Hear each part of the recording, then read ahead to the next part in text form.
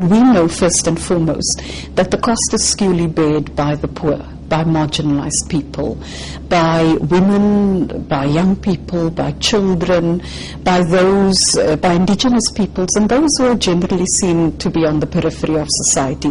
They unduly bear the burden.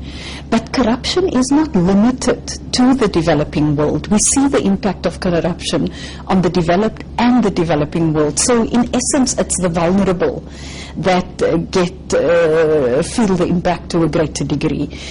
Our focus and interest, and the focus for the developing world, is to ensure that much needed resources does reach the billions, and that we don't have a situation of misappropriation of power, or in instances of corruption where few utilize or try to amass resources to the detriment of the majority. And I think this is what it's about, turning it around. So it's not simply about the numbers, and the numbers are scary in terms of the projections, because we've also looked at the whole issue of the illicit flows of funds and all.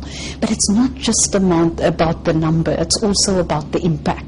The one major achievement is that there is a UN convention, and that convention brings together all stakeholders in society and allows their mobilization to combat corruption.